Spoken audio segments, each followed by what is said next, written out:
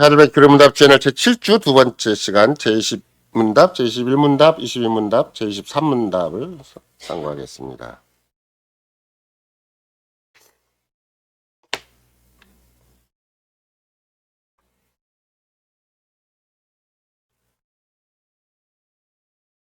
제20문답, 그러면 모든 사람들이 아담으로 말미암아 멸망한 것처럼 모든 사람들이 그리스도에 구원받습니까? 아닙니다. 오직 참 믿음으로 그리스도에게 접붙여져서 그의 모든 은택들을 받은 자들만 구원받습니다. 제21문답, 참믿음이란 무엇입니까? 참믿음은 내가 하나님께서 그의 말씀에서 우리에게 계시하신 모든 것을 진리로 받아들이는 확실한 지식입니다. 동시에 하나님께서 순전히 은혜로 오직 그리스도의 공로 덕분에 사죄와 영원한 의와 구원을 다른 사람들뿐 아니라 나에게도 내려주셨다는 견고한 확신입니다. 이런 믿음을 성신께서 복음으로써 내 마음에 일으키십니다. 제22문답, 그러면 그리스도인은 무엇을 믿어야 합니까? 복음 안에서 우리에게 약속된 모든 것으로서 우리의 보편적 의심할 여지 없는 기독교 신앙의 조항들이 우리 요약하여 우리에게 가르치십니다.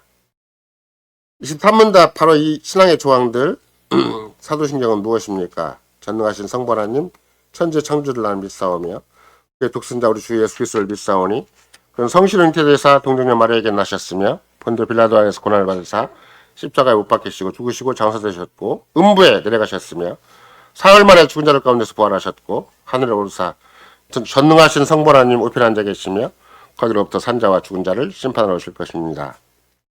성실을 믿사오며 하나의 거룩한 보편의 그리스도의 교회와 성도의 교제와 죄사함과 육신의 부활과 영원한 생명을 믿사옵나이다. 아멘.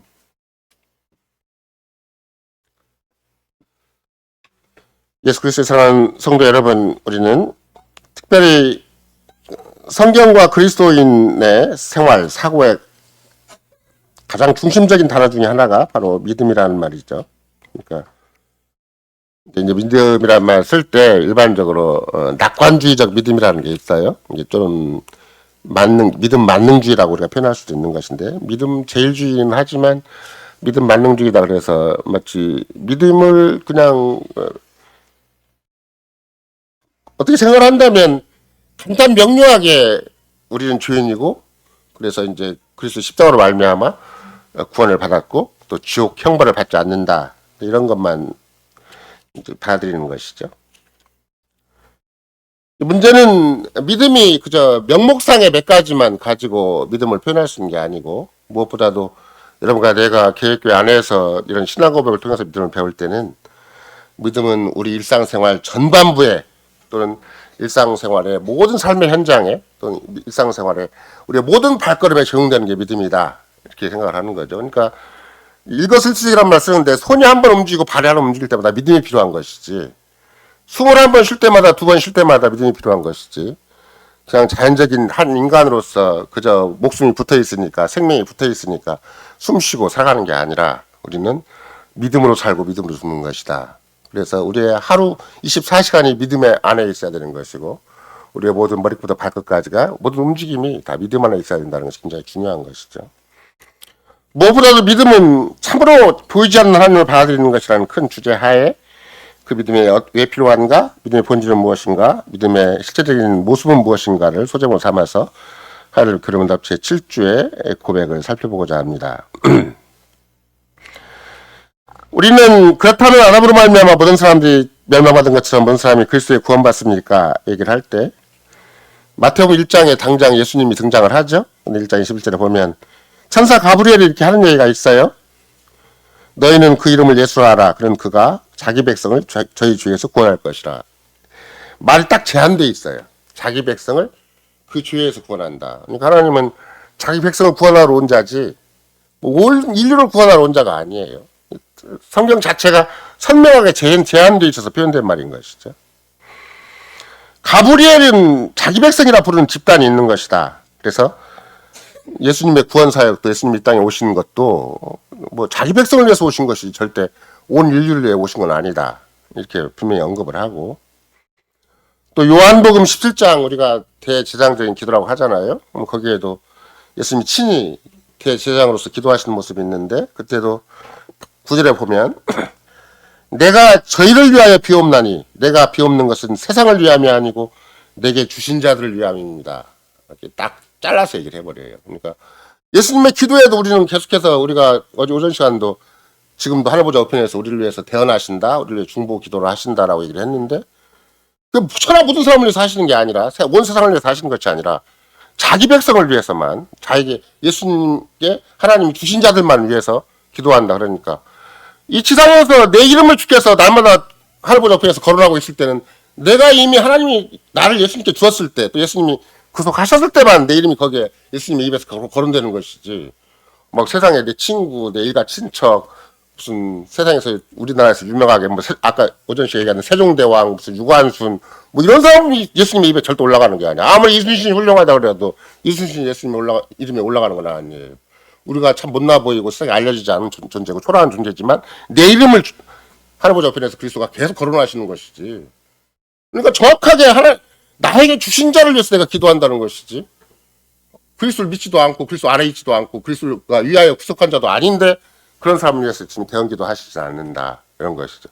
우리 교회 같은 경우만 한다 할지라도 아무 사랑구실, 이런 말을 하면 좀 죄송하지만 사랑구실을 못하는 주한이나 은설이를 주님께서 계속 거론하고 계시는 것이지, 막 세상에서 똑똑하고 잘나는 사람, 막 힘있게 움직이는 사람, 그래서 막 세상에서는 뭐 내놓으라 하는 사람들은 절대 주님이 언급하지 않으세요. 이 교회 안에는 언약의 자녀를 한다 할지라도 아무 힘도 없고 능력도 없지만 사랑구실도 못하지만, 그러나 주께서는 친히 하늘보좌 우편에서 그런 자들을 위해서 친히 이름을 거론하시면서 계속 기도하신다, 이렇게 생각을 하는 것이기 때문에. 그러면 다른 만약 이렇게 예수님이 친히 지상에서 처음 오셨을 때도 가브리엘 천사가 말한 것도 있고 예수님이 친히 기도하신 것도 있다면, 예수님은 친히 온 인류를 두 집단으로 구분하시는 거구나, 이거 금방 알 수가 있어요. 두 집단으로 구분하신다. 하나는 당신에게 속한 자가 있고 자기 백성이 있고, 아니면 또 하나는, 그러니까 당시에 속한 자는 자기가 친히 생명을 내어주신 자들이에요. 자기 생명을 그들을 위해 내어주신 자고, 그렇지 않은 자들은 아무 상관이 없어요. 어차피 저주받은 자들이고 어차피 하나님이 버려두신 자들인 것이죠. 또 예수님이 다시 마태복음 25장 같은 경우는 마지막 날 뭐 재림 때로 얘기를 하는 것이겠지만, 어쨌든 AD 70년을 향해서 말씀하실 때도 뭐라고 말씀하시는가, 인자가 영광으로 모든 천사와 함께 올 때 모든 민족을 그 앞에 모으고 각각 분별하기를, 목자가 양과 염소를 분별하는 것 같이 하여 양은 그 오른편에 염소는 그 왼편에 두리라. 그때 임금이 그 오른편에 있는 자들에게 이르시되 내 아버지께 복을 받을 자들이여 나와 창세로부터 너희를 위하여 예비된 나라를 상속하라. 그러니까 내 아버지께 복을 받을 자가 따로 있고, 그 다음에 창세로부터 예비된 하나님 나라를 상속할 자가 따로 있는 거지. 온 인류가 다 그 대상이 된다 이렇게 얘기를 하지 않잖아요. 반대로 예수님 또 뭐라고 얘기를 해요? 근데 그 오른편에 있는 자들이고 왼편에 있는 자들에게 이르시되 저주를 받은 자들아 날 떠나 마귀와 그 사자들을 위하여 예비된 영영한 불에 들어가라. 그러니까 일부는 정말로 창세부터 예비된 하나님 나라를 상속받을 하나님의 자녀, 후손, 양자가 될 사람이 있는가 하면, 한쪽으로는 저주를 받아가지고 마귀와 함께 영원한 불에 들어갈 그런 자들이 분명히 있는 것이지. 즉 양과 염소가 분명히 나눠지는 것이지. 그게 다 양이다. 뭐 다 세상 사람이 다 불쌍하지 뭐 그래가지고 무조건 다 일괄적으로 처리할 문제가 아닌 것이죠. 인류를 두 집단으로 나누신다. 하나는 하나님과 화목해야 될 영원한 생명을 가진 자, 영원한 생명을 상속받고 그 나라를 상속받을 자로 세우는가 하면, 다른 쪽은 영원한 진노와 저주 가운데 버려두신다. 이게 예수님이 친히 말씀하신 것이고 기도하신 내용이 되는 것이죠. 그런데 여러분과 나에게 질문이 나올 거 아니에요? 내가 어느 집단에 소속되어 있는 것인가? 그러면 무조건 나는 내가 매달려가지고, 아니면 내가 막 어쩌다 보니까 우리 부모가 예수 믿었으니까 나도 저절로 예수 믿게 되고 이렇게 된 것인가? 이제 그때 필요한 기준이 뭔가? 이게 이제 요한복음 우리가 잘 아는 3장 16절이에요. 요한복음 3장 16절. 하나님이 세상을 이처럼 사랑하사, 표현이 자기 백성이라는 말 안 쓰잖아요. 똑같이 요한 사도가 같이 예수님 오신 걸 얘기를 하고 예수님이 이 땅에 오셔서 하신 일을 얘기를 하는 건데, 요한 사도는 뭐라고 얘기하는가? 하나님이 세상을 이처럼 사랑했다. 온 세상을 이처럼 사랑해서. 물론 세상이라는 데가 이제 그 당시에는 유대인의 선을 넘어서서 또 불신자를 다 포함한 것이 될 수도 있고, 또 이미 세상과 똑같이 별 차이가 없는 당대 언약 백성 유대인들을 가르칠 수도 있겠지만, 어쨌든 자기 백성이라는 말을 딱 제한시켜서 얘기를 하잖아요. 세상을 이처럼 사랑해서 독생자를 주셨으니 이는 누구든지 저를 믿는 자마다 영원한 생명을 멸망치 않고 영원한 생명을 얻게 하려 하신다. 그러니까 조건이 딱 붙는 게 뭐냐면 믿는 자마다, 믿는 자는 누구나 예외 없이 믿기만 하면 그렇게 된 거죠. 이 세상에서 가장 그 간단 명료한 게 믿음이라는 것인데 자연인의 속성으로는 가장 힘든 게 믿음이라는 거예요. 그 여러분과 나도 그 자연의 속성상 웬만하면 여러분과 내가 오전에도 우리는 본성으로는 참 우리는 오래 참는 사람이 아니다. 우리는 의외로 성질 급한 사람이고 또 자기 감성, 자기 생각, 자기 경험, 자기 판단 이 모든 것이 자기 중심이 되어 있기 때문에 남들이 볼 때는 조금 뭐 저 사람 참 오래 참기도 하고 끈기도 있고 좀 맷집이 좋다라고 얘기할 수 있지만 실은 하나님 보시기에는 전혀 그게 그거예요. 사람들이 보니까 조금 맷집 있는 것처럼 보이고 좀 길게 가는 것처럼 보이지만 하나님 보시기에는 어차피 마찬가지예요. 다 짧아요. 인생이라는 게. 인생 전체가 짧은데 그 사람이 차분들 죽은 데까지 참을 수 있겠어요? 그건 쉽지가 않죠. 근데 문제는 또 본성상 믿음이 참 어려워요. 본성상 여러분과 내가 오래 참는 것도 힘들지만 남을 잘 안 믿어요. 부모도 안 믿어요. 부부간에도 안 믿고 부모가 자식한테 잘 안 믿어요. 반절짜리만 믿어. 반절짜리만. 나한테 좋게 해줄 때만 나한테 아직 필요할 때만 내가 믿는 거지. 때가 되면 다 아무도 안 믿어. 자기만 믿어요. 하물며 믿음이라는 건 전적인 타자를 믿는 건데 전적인 타자에게 자기를 맡기는 건데 그게 되겠어요? 실컷 당신이 나를 사랑하고 당신 사랑한다 해놓고 막 그때는 막 분위기상으로 완벽하게 의뢰하는 것 같아요. 근데 때가 되면 딱 자기 중심을 딱 잡고 서버려요. 그래갖고 우리 유행가 가사에 평행선 있잖아요. 아무리 가도 평행선으로 살아가요. 팽팽하죠. 평행선이라는 게. 영원히 가도 만나지 않는. 그만큼 인간의 본성상으로는 절대 자기를 남한테 맡기질 않아요. 신뢰하지 않는 거예요. 그게. 근데 주님이 만유가 그리스도에 통일되도록 하기 위해서 우리한테 새로운 영혼의 기능을 주셨는데 그 신뢰하는 기능을 주셨다는 거예요. 자기를 맡기는 기능을 주셨다는 거예요. 자기를 그냥 포기하고 남한테 자기 운명을 맡기는, 자기 인생을 맡기는 그런 독특한 기능을 주셨다는 게 믿음이라는 거예요. 이게 종교적인 기능이 아니고 무슨 이상한 영적 기능이 아니에요. 전인격적인 기능인데, 전인격적인 모습인데, 아무도 본성상을 신뢰하지 않는 사람이 이상하게 자기를 다 맡겨버려요. 전적으로 맡기기도 하고, 전적으로 자기를 부인해서 그냥 자기의 사사건건뿐만이 아니라 인생 전체를, 영혼 전체를 맡기기도 하는 것이죠. 주께서는 이런 믿음을 우리에게 주셔서 어떤 일이 생기게 하셨는가? 절대 멸망하지 않고 영원한 생명을 얻게 하신다. 영원한 생명의 특징은 전적으로 의지하는 것이다. 그럼 정 반대로 생각하면 어떻게 되겠어요? 요한복음 3장 10절을 반대로 생각하면 끝까지 자기를 주장하는 자는 멸망한다. 이렇게 되는 거예요. 믿음이 없으니까 그 사람 믿음이 없으니까 끝까지 자기를 주장할 거 아니에요. 자기 중심으로 살 거 아니에요. 끝까지 자기 하다가 그 사람 그렇게 멸망하는 거예요. 끝까지 자기 하다가 멸망하는 거예요.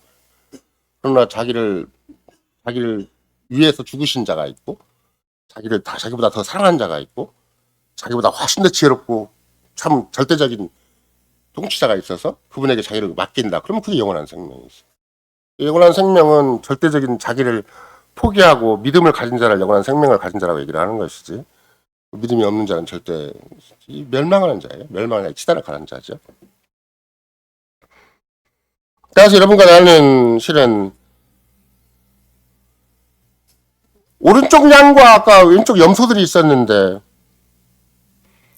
내가 그거를 나는 오른쪽에 있다 양들에게 속해 있다 아니면 어쩌다 보니까 잘못돼서 염소 쪽에 왼쪽에 속해 있다 이런 걸 우리가 스스로 가늠할 수 있는 건 아니고 오히려 내가 오른쪽 양쪽에 있는 건지 왼쪽 염소 쪽에 있는 것인지 그 판단하신 자는 누구인가? 그 아까 예수님이 최후의 판단자가 예수님이시잖아요. 우리가 매주마다 얘기할 때 언약을 세우신 분도 우리 주님이시지만 언약을 가지고 최후의 심판을 하시는 분도 주님이시기 때문에 마지막 심판대 앞에서 너는 오른쪽으로 가라, 너는 왼쪽으로 가라 이제 이렇게 결정하시는 분 그것도 하나님이신데 그 하나님이 사용하신 기준이 있어요. 사용하신 기준.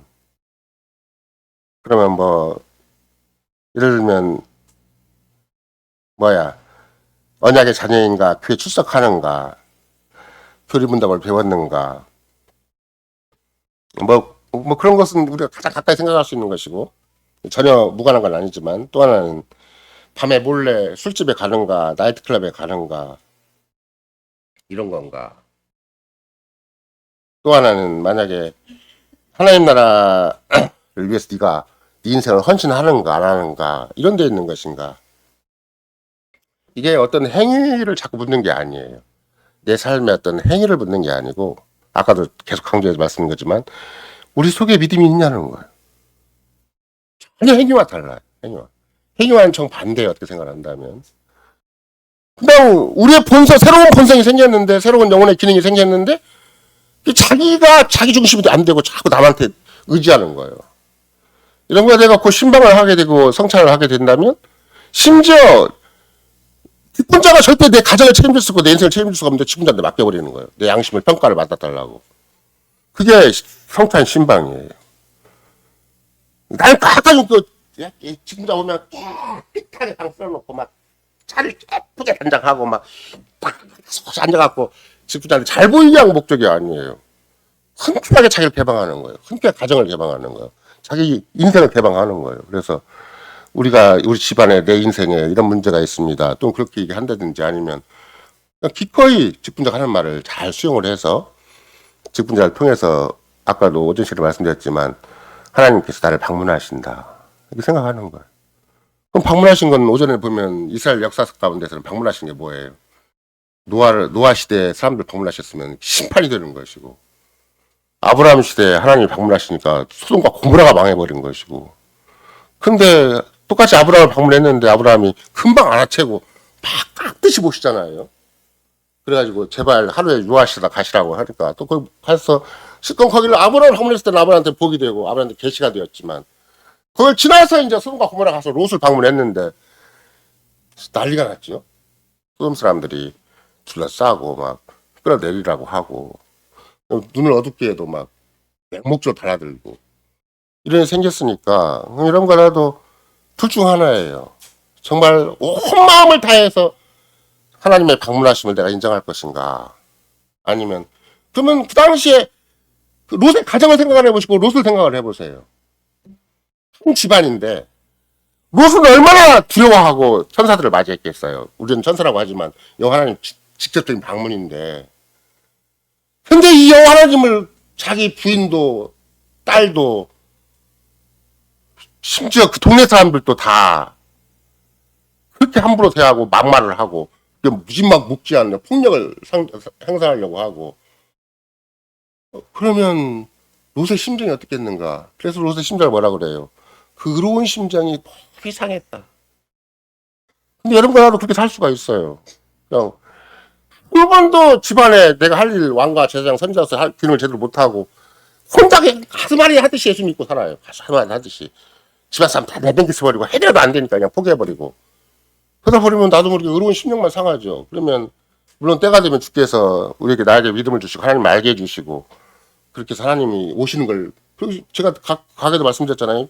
하나님 방문하시면 세상 사람은 모르잖아요. 지금 소돔 사람 다 모르잖아요. 누구만 알아요. 아브라함과 롯만 알잖아요. 아브라함도 롯도 자기가 이미 아브라함과 더불어 믿음으로 살아보니까 사람처럼 모습으로 오지만 저분이 하나님이시다는 걸 금방 알아요.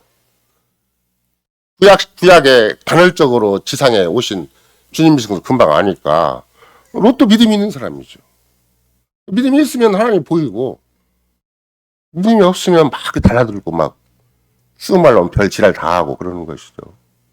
그러니까 그런 걸 나도 어떻게 생각한다면 그렇게 의로운 심정을 사용하면서까지라도 왜 그렇게 소돔 속에 들어가 살아가는 것인가. 겉으로 보기에는 좋은 집 짓고 아마 롯도 상당히 그 지역사회에 높은 자리에 오른 것 같아요. 열심히 노력해서 세상 사람처럼 열심히 노력을 해가지고 상당히 권위 있는 자리에 상당히 그 사람들 인정하는 자리에 올라갔는데 그 사람들 인정을 받으면 뭐예요? 아브라함한테 인정을 받아야지. 성도 교제 속에서 인정받는 게 중요한 것이지 소돔 사람한테 인정받는 게 중요한 건 아니잖아요. 그냥 같이 망해버린 거예요. 롯도 그래서 결국은. 구원 받았는데 굉장히 부끄러운 구원을 받을 수밖에 없었고 역사상에 큰 오점을 남기는 구원을 받게 된 거잖아요. 따라서 우리가 어떤 행위보다는 더 중요한 게 뭔가 하나님이 내 마음을 여셔서 하나님을 알게 하셨는가 그걸 다른 말로 얘기한다면 믿음인가 그러니까 딱 하나님이 계시다는 걸 알고, 하나님이 활동하신다는 거, 하나님이 적극적으로 행동하신다는 거, 하나님이 언제든지 역사에 개입하신다는 거, 하나님이 언제든지 내 가정에 개입하신다는 거, 얼마든지 내 인생에 찾아오신다는 거, 이거 진짜 믿는 거예요. 왜 하나님이 살아계심을 하나님이 나한테 알려주셨으니까, 그럼 내 가정을 무조건 내 마음대로, 내 뜻대로, 막 내 감정대로, 내 분위기로 막 키우는 것이 아니에요.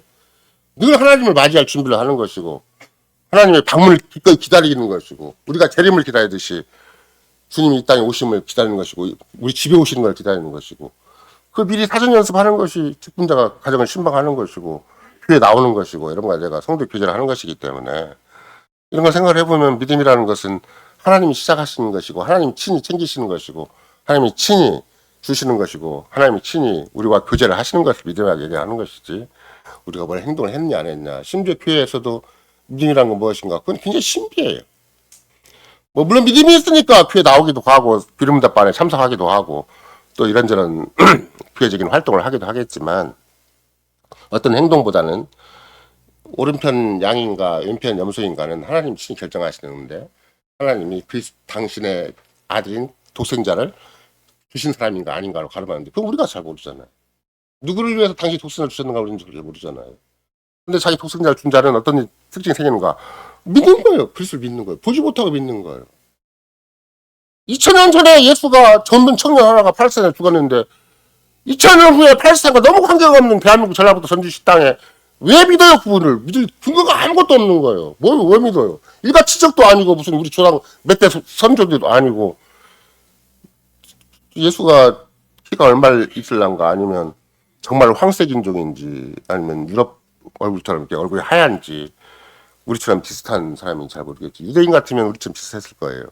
유대인들은 의외로 키가 작거든요. 또 우리와 비슷하게 얼굴색도 비슷하고 그렇게 됐을 텐데, 그래서 예수님도 우리 등에 있는 아주 소박한 청년과 똑같을 텐데, 그분의 죽으심이 내 인생과 직접 관련이 있고 우리와 관련이 있어서 내가 그분에게 나를 맡긴다? 그건 참 보통 신비가 아닌 것이죠. 근데 그 믿음은 그런 맥락에서 신비이고 선물인 것이다. 하나님이 친히 우리를 나를 살리기 위해서, 나를 구원하시기 위해서 나에게 영원한 생명을 주셔서 내가 생긴 인격적 반응이다. 그런 것이 이제 믿음이 된 것이죠. 믿음이 된 자는 어떻게 처신하는가 그랬더니, 오늘 우리가 읽은 히브리서 10장과 11장의 내용인 거예요. 히브리서 전체도 마찬가지죠. 히브리서 전체가 실은 당대 유대인들 중에, 특별히 히브리인들 중에서 이제 그리스도인이 된 사람들을 향해서 편지를 썼으니까, 물론 일반적으로는 바울 사도가 편지 쓴 사람이라고 얘기를 하겠지만 뭐 저자가 특별히 없어요. 왜냐하면 바울 사도가 이방인을 위한 전도자이기 때문에 히브리인들을 위해서 열심히 전도하긴 했지만, 히브리서를 정말 썼는가에 대해서는 지금도 미지수예요. 이게 잘 전달이 안 된 건데, 근데 당장 히브리서 10장에서는 최초의 유대인 그리스도인들이, 히브리인 그리스도인들이 큰 공경에 빠졌다는 거예요. 그 공경이 뭔가? 사람을 다 빼앗겨버렸어요. 옆에 것은 한 유대교로 같이 믿고 일가 친척들이 사업도 하고 또 경제 관계도 유지하고 월급도 받고 서로 주고받는 사업 체계에 있었는데, 갑자기 예수를 이단을 믿어버리니까 그 유일신을 믿던 유대교인들이 다 쫓아내버린 거예요. 자기가 친척이고 직장이고 뭐고 다 쫓아내버린 거예요. 사람을 다 빼앗겨버렸죠. 이제 유대인들은, 히브리인 유대인들, 그리스도인들은 따로 자기들끼리 이제 먹고 살아야 돼요. 사람을 다 빼앗겼다. 그게 이제 히브리서 10장에 나와 있는 당대 히브리인 그리스도인들이 겪는 고통이에요. 우리와 더 심각하죠. 지금 우리는 뭐 예수 믿는다고 직장에 쫓겨나거나 막 그러진 않잖아요. 일가 친척들이 막 우리를 배척하고 그러진 않잖아요. 물론 지금도 예수 잘 믿으면 일가 친척한테 욕먹고 부모한테도 욕먹고 자식한테 욕먹는 경우도 없잖아 있겠지만, 근데 그들이 정말 믿음을 갖게 됐는데 그 핍박을 잘 감내하고 있어요. 그들을 위로하기 위한 책이 10장이고 11장이에요. 옛날에 여러분 조상들은 어떻게 살았는가, 믿음 때문에 어떤 일을 당했는가, 이런 걸 기록한 책이 히브리서 11장, 주로 믿음의 선진들이잖아요. 근데 이제 히브리서 10장 37절에 보면 뭐라고 써 있어요? 너희들만, 36절에 보면 너희들만 그런 게 아니라 너희과 똑같이 어려운 삶을 산 사람들이 역사 속에 많이 있었다. 이 얘기를 하고, 37절에 뭐라고, 10장 37절에 잠시 잠깐 오면 오실 리가 오시리니 지체치 아니하시리라. 이제 이거는 언제를 두고 하는 얘기야. AD 70년을 두고 하는 얘기예요. 너희가 지금 굉장히 힘들고 일가 친척부터 쫓겨나고 직장부터 쫓겨나고 정말 먹고 살 길을 막연하지만 곧 주님이 오신다. 이게 히브리서가 만약에 아무리 빨리 쓰였어도 AD 50년대 중반이고 좀 늦게 쓰였으면 AD 60년대 이제 초중반일 거 아니에요. 그러면 잠시 잠깐이면 언제예요? 곧 10년 이내, 10년 이내, 10년 이내 주님이 곧바로 자기 민족을 완벽하게 제거하기 위해서 역사상에 직접 찾아오시는 거거든요. 잠시 잠깐 오면 모시니까 오신다. 그냥 그때까지 참아라. 잘 참아라. 끝까지 믿음으로 잘 버텨라. 이렇게 얘기하는 것이죠. 그럼 38절에 뭐라고 그러냐면 의인은 믿음으로 말미암아 사는 것이다. 하나님 앞에 그리스도 구속의 은혜 덕분에 의인이 된 자는 믿음으로 말미암아 사는 것이지 절대 뒤로 물러가 침륜에 빠지면 안 된다. 다시 히브리 사회로 돌아가거나 다시 유대 사회로 돌아가면 안 된다. 다시 옛날 언약을 배반한 그로 돌아가면 안 된다. 끝까지 이 믿음으로 끝까지 살아라. 이게 히브리서 10장 38절이에요. 그러니까 히브리 그리스도인들의 지금 위험은 어디에 있어요? 고난이 너무 심하니까 먹고 살기가 너무 힘드니까 차라리 옛날로 돌아가자. 거기도 교회인데 거기도 언약 백성이고 거기도 옛날 교회잖아요. 옛날 교회. 마치 여러분과 내가 카톨릭에서 나왔다면 카톨릭 되돌아가는 말과 똑같은 말이거든요. 카톨릭도 지금도 교회인데 건물도 번들어 하나 있고 하나님에서 지금 개혁계 교인들이 맨 처음에 1836년도 그렇고 1944년도 마찬가지고 나중에 호주나 캐나다로 이민 온 사람도 마찬가지인데 자기들 한가운데 화려한 건물이 도시에 있어요. 근데 그게 구교예요. 자기들은 거기서 빠져나와 국가교회예요. 거기는 자기들 빠져나와가지고 그럼 건물에 늘 데가 없으니까 창고 같은 거 얻어가지고 설교하고 그게 히브리 개혁, 그 화려한 개혁교회 교인들이 하는 얘기예요. 큰 건물이 화려한 건물인데 전부 거짓교회고 인본적인 교회고 그러니까 할 수 거기서 개혁하고 나와가지고 그냥 헛간 같은 데서 설교하고 거기서 모여서 예배 드리고 이런 것이었거든요. 그러니까 어느 시대나 그 히브리 그리스도인들만이 아니고 역사상에 수많은 참된 그리스도인들이 참된 교회가 그만한 고생을 하고 그만큼 역경을 겪었던 것이지 편하게 산 것이 없어요. 그러나 그렇다고 해서 옛날로 돌아가지 말아라. 절대 뒤로도 물러가서 침륜에 빠지지 말아라. 오히려 의인은 믿음으로 말미암아 사는 것이다. 항상 믿음만 있으면 얼마든지 사는 것이다. 이렇게 강조를 한 것이죠. 그리고 이제 히브리서 11장에 믿음은 바라는 것들의 실상이요 보지 못하는 것들의 증거입니다. 이렇게 얘기를 하죠.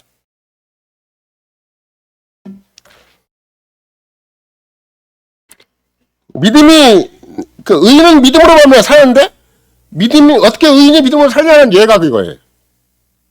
11장이에요. 그러면 가장 먼저 어떻게 의인이 믿음으로 살지? 할 때 세상에 하나님이 지으신 걸 믿어라. 이렇게 되는 거죠. 천지가 하나님이 지으신 거다. 이거 하나님 거야. 이거 하나님 거.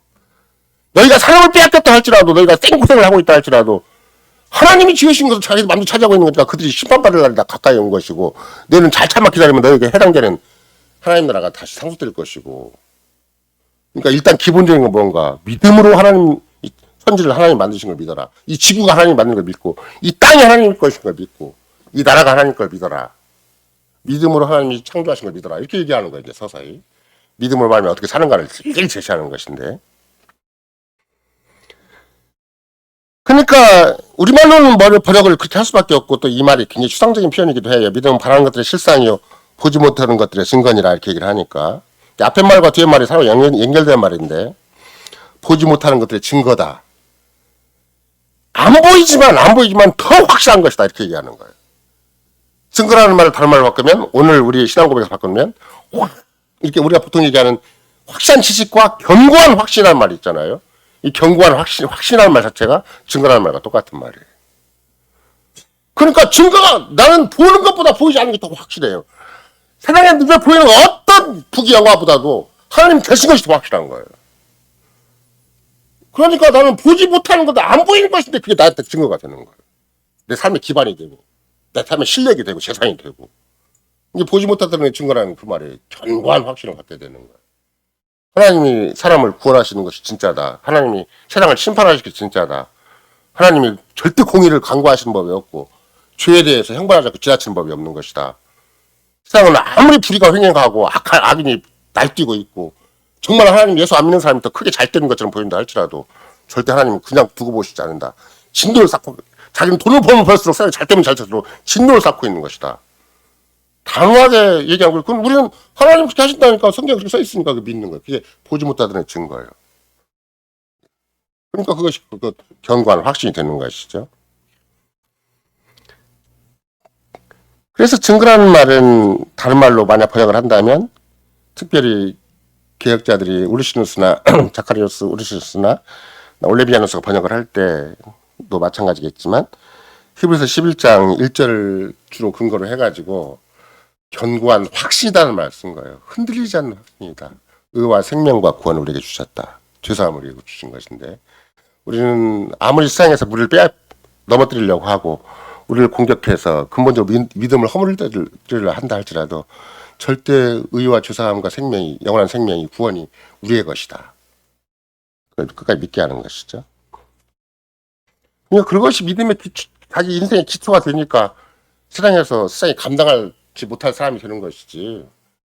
그냥 허울에 멀쩡하게 믿습니다 하고 살아봤자 아무 소용이 없어요. 제가 정말 의지하는 바가 있어야 되는 건데 이건 하나님 약속하신 걸 믿는 것이고 하나님의 살아계심을 믿는 것이고 하나님이 가까이 하나님을 부르지 못해서 하나님께 상 주시는 것이다. 그러니까 하나님께 가까이 하는 자 하나님께 나아가는 자는 상을 주신다라고 하는 말은 그 말이에요. 한 번도 하나님이 나를 거절하신 적이 없으시다. 내가 너무 힘들고 내가 너무 괴롭고 심지어 어떤 경우에는 이 세상에서 버림받았다시피 하고 심각한 생사간의 위기를 겪는다 한다 할지라도 하나님은 내 기도를 안 듣신 적이 없다. 이 기도도 우리가 고백한 말이기도 하고 역사상에 수많은 신자들이 고백한 것이기도 하죠. 따라서 8절에 보면 6절에 보면 11장 6절에 보면 하나님께 나아가는 자는 반드시 그가 계심을 믿는다. 그게 믿는 거예요. 아무도 하나님 계신 거 안 보이는데 근데 믿어요. 그게 참 신비한 일이죠. 하나님의 계심을 믿는 자와 안 믿는 자가 엄청난 차이가 있는 것이고 하나님 계심을 믿지 못하는 사람들은 이제 충분히 자기 마음대로 살겠죠.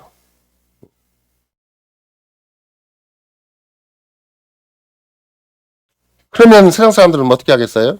믿는 사람을 향해서 조롱을 하겠죠. 이상하네. 돈이 최고지 뭐. 이거 보라고 무슨. 그렇게 생각할 거 아니에요. 누구나 다. 근데 하나님이 계신 걸 믿는 사람은 오늘도 하나님 날 돌보신다. 내일도 돌보신다. 나의 형편과 사정을 다 하시는 그분이 날 충분히 살피신다. 머리카락 하나도 땅에 떨어지지 않도록 그렇게 나를 보존하셔서 어떤 억울한 일을 어떤 진짜 세상에서 막막한 일이 나한테 발생한다 할지라도 캬 완벽하게 선을 이루신다. 이걸 믿는 거예요. 실제적으로. 믿는 거죠. 모든 세계가 하나님의 말씀을 지으신 줄 아나니 보이는 것은 나타난 것을 말미암아 된 것이 아니니라. 그래서 절대 보이는 것에 속지 말아라 이렇게 얘기하는 거예요. 하나님 만드셨다고 해도 세상 사람 안 믿는다. 자꾸 자기들이 막 자연이 존재하는 것처럼 자연이 그 말이잖아요. 저절로 된 거. 자연이 그 말 저절로 된 거 됐다 그 말이에요. 자연 자체가 신이에요. 자연 자체가 에너지가 있고 자연 자체가 무슨 신도 없이 자연 자체가 신이 되는 거예요. 그게 범신론이고 자연신론이죠. 근데 믿는 자들은 아니 저 하나님 거야. 하나님이 지으신 거야. 왜 지었는가? 우리를 위해서 교회를 위해서 자기에게 속한 자를 위해서 이 모든 환경을 이렇게 움직이시는 거야. 이렇게 하는 거죠. 아무리 기후 변화가 무쌍해가지고 이렇게 막 심지어 뭐 오존층이 무너지고 무엇이어지고 오존층이 무너진다는 말이 맞는가? 오존층이 무너진 거예요? 생긴 거예요. 파괴되는 거 그런 것들도 하나님이 충분히 보존하세요. 기후 변화가 심해서 이런가 내가 막 암이 많이 발생했다 그래도 또 우리가 수천 년만 본다 할지라도 막 아토피가 발생을 한 것 자체가 막 환경 변화가 심하니까 인위적인 환경이 너무 심하니까 아토피가 발생하는 거잖아요. 하나님이 충분히 보호하세요. 충분히 갓길을 보여주시고. 그러니까 옛날 최락세 목사님이 한 번은 미국에 유학을 가가지고 유학까지 갔는데 교회까지 두고 유학을 왔는데 진짜 아픈 거예요. 그 양반이 계속 평생 아픈 사람이거든요. 그것도 폐기종까지 생겨가지고 평상에 누워서 걱정이 되다가도 하나님이 살아계시잖아. 하나님이 다 하시잖아. 하나님이 내 오장육부도 다 하시고 하나님이 계시는데 왜 그래? 그러고 다시 회복하고 일어나고. 그러니까 믿음이 자꾸 생기면 내 주변의 환경도 하나님의 것이란 걸 알고 그분이 드디어 다시 여러분도 하나님 나라 그 책을 읽어보시면 아시겠지만 거기에 하신 말씀 대학생들 향해서 하신 말씀 그거예요. 공회가 아무리 심해도 하나님이 공회로부터 보호하시는 거라고. 환경이 막하되면 하나님 절대 보호하지 손 못 대고 내가 나쁘게 했으니까 네가 책임져 이렇게 하시는 게 절대 아니다. 그 가운데서 하나님은 자기 백성을 충분히 보호하신다.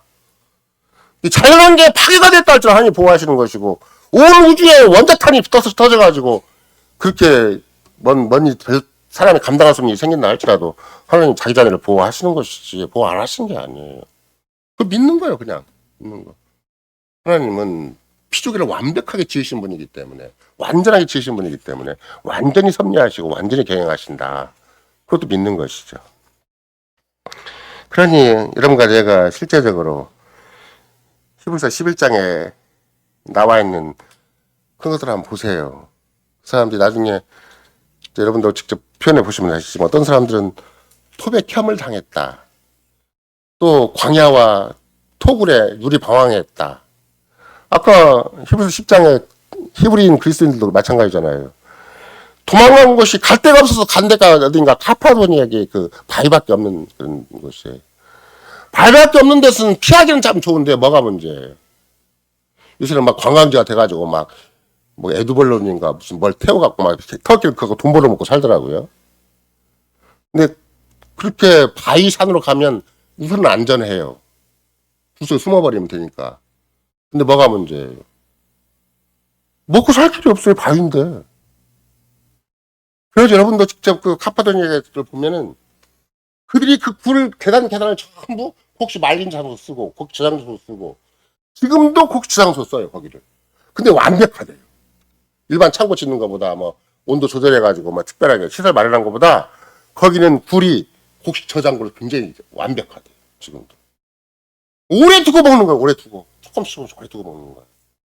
저장고라는 것이 뭐 잘 저장해갖고 많이 이윤을 남기기 위해서 요새는 저장을 하겠지만 그 다음에 사람들은 조금이라도 곡식을 벌어두면 막 올라가요. 옆에서 뭐 예를 들면 옆에 취재하는 그러니까 필인가 누군가 보면 높은 절벽 같은 데 막 올라가요. 할아버지도 올라가고 할머니도 막 올라가요. 올라가서 보면 부스에 저장고가 다 있어요. 곡식 저장고가. 두고 먹으려고. 밥도 못 먹지만 죽을 끓여서라도 오래 버티고 살려고. 그런 일을 다 왜 겪는 것인가? 예수 믿는 것 때문에 걸린 거예요. 그게. 근데 그 세월에 주님이 전혀 그렇게 막 암반밖에 없고 토굴밖에 없고 생존 불가능한 지역이지만 주님이 충분히 먹고 살게 해주세요. 충분히 거기서 버티고 믿음을 지키게 해주시는 것이지 안 해주시는 거 아니에요. 문제는 보이지 않는 하나님을 안 믿으니까 문제가 되는 것이고 눈에 보이는 대로만 살려고 하니까 문제가 되는 것이죠. 여러분과 제가 만약에 노아 당대 때 아까 오전 시간에 말씀드렸지만 보이는 세계는 어떤 세계예요? 재밌는 사람들이 그렇죠? 창세기 6장에 보면은 니무롯 같은 참 그 네피림이라는 거대한 장사들이 막 힘있게 도시를 건설하고 문화를 건설하니까 근데 그 사람들 한 짓이 뭔가 참 폐기한 짓 아니겠어요? 그러니까 자기 아들을 절대 그런 사람과 어울리게 하겠어요 안 하겠어요? 함, 야벳, 셈을 못 어울리게 하는 거예요. 그거 어울려봤자 그 이상한 힘만 배우고 오고 자기 자랑만 배워갖고 오고 진짜 반신자이고 반신국적만 배워가고 올 테니까 그러면 유일하게 자식들 데리고 평소 사는 것이 겨우 방주 주는 것밖에 없는데 무슨 문화 활동이 있고 무슨 여가가 있고 그게 무슨 인생이라고 할 만한 걸 내놓을 게 있겠어요. 노아 집안이라 한다 할지라도. 근데 믿음으로 끝까지 방주만 하나 짓는 거예요. 그냥 주님 하라는 일만 하는 거예요. 평생 눈만 뜨면 자식 데리고 가서 나무 주워갖고 와라 뭐 해라 이거 잘라자 이거 붙이자 그것만 하는 거예요. 그냥 자식 데리고.